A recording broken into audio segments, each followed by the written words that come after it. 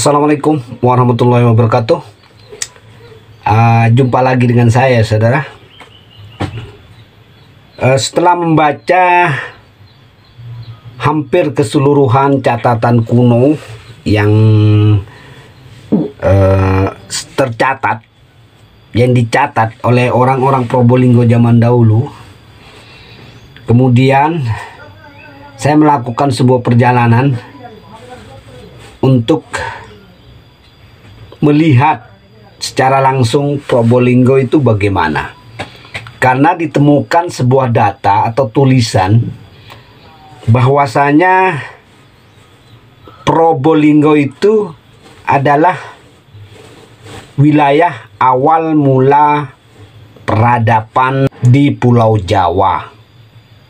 Saya jadi heran ya, karena awal mula peradaban di Pulau Jawa berarti sebelum ada yang lain, atau sebelum yang lain rame, Probolinggo sudah rame duluan.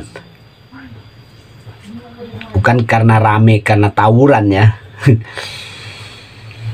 Kemudian ada data lagi yang mengatakan bahwasanya Probolinggo itu dikurung oleh pegunungan Hyang.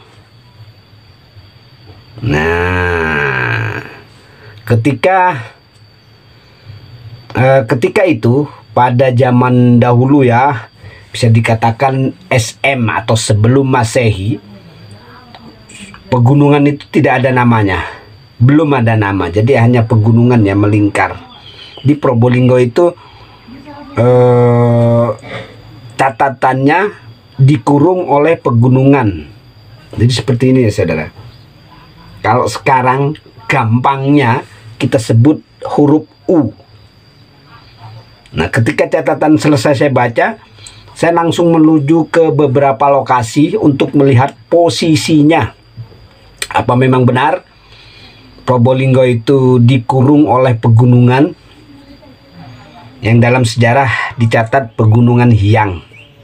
Saya menuju ke wilayah Gunung Raung, Banyuwangi.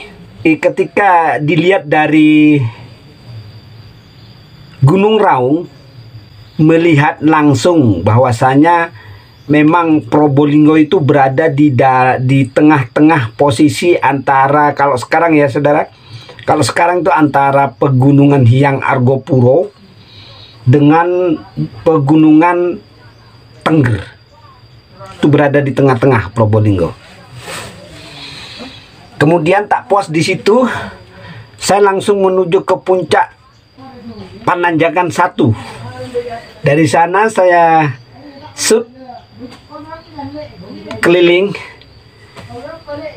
Ternyata memang Probolinggo itu berada di tengah-tengah ya, di tengah-tengah dari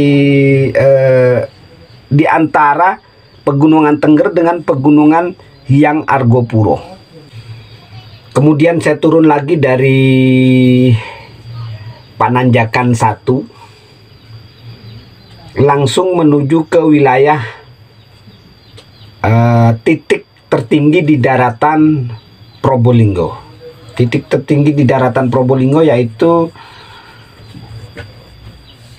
Gunung Bentar ya saudara. Dari Gunung Bentar saya melihat langsung ya, mulai dari ujung utara pegunungan Tengger sampai ke ujung utara pegunungan Argopuro.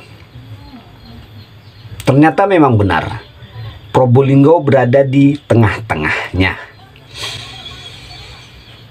Lalu saya baca data kembali, jika memang Probolinggo ini adalah pusat peradaban Pulau Jawa,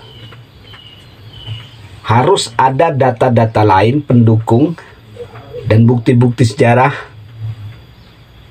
pada tahun berapa awal mula adanya Probolinggo. Di sini saya baca tentang data Kerajaan Giling Wesi. Kerajaan Giling Wesi ini yang berpusat di sekitar TNBTS. Sekitar TNBTS saat ini ya. Kalau sekarang itu ada di antara Gunung Bromo dengan Gunung Semeru. Itu ada di antara tengah-tengahnya. Di sana pusat lokasi kerajaannya.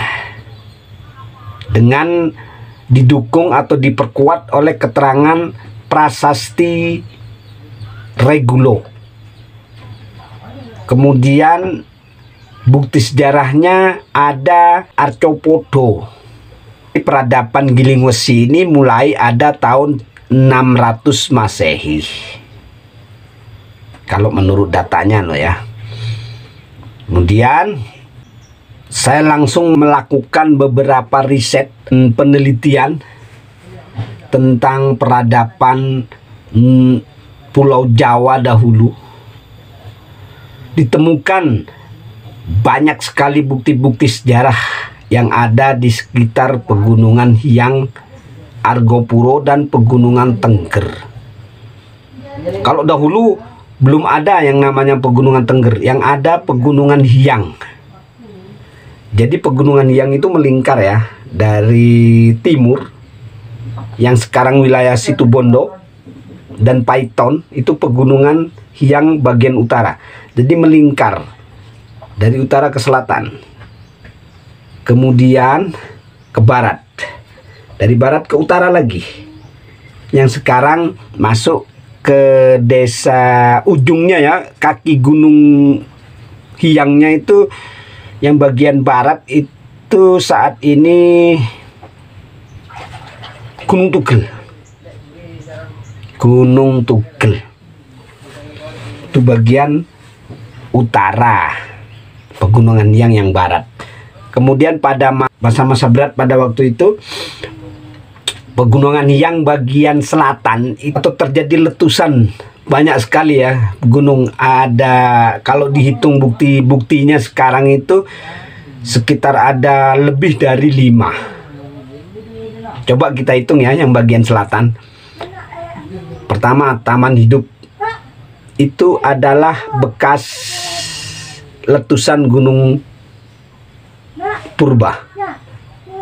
Karena setelah diteliti, Ranu atau Taman Hidup itu adalah kawah purba. Kemudian dari Taman Hidup kita turun lagi menuju ke Ranu Segaran. Ini nomor 2 ya, Ranu Segaran nomor 2. Ranu Segaran pun sama, itu termasuk pada golongan kawah purba. Di Ranu Segaran juga dilengkapi dengan air panas, sumber air panas. Kemudian terus ke selatan ada Ranu Agung, kemudian Ranu Merah. Turun lagi ada Ranu Betok, Ranu Kembar, Ranu Tengkorak. Kemudian di wilayah Lumajang itu ada Ranu Kelakah. Dan ranu-ranu tersebut ketika diteliti secara ilmiah dengan menggunakan metode geologi, ranu tersebut yang terbentuk akibat letusan gunung purba. Jadi Pegunungan Hyang yang awalnya berbentuk U ini terputus di bagian selatan sehingga menjadi dataran dan hunian-hunian masyarakat hingga saat ini kita kenal dengan Lumajang, Jember.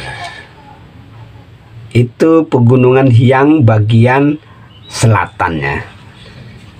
Yang sebenarnya dahulu itu melindungi Probolinggo dari berbagai macam ancaman.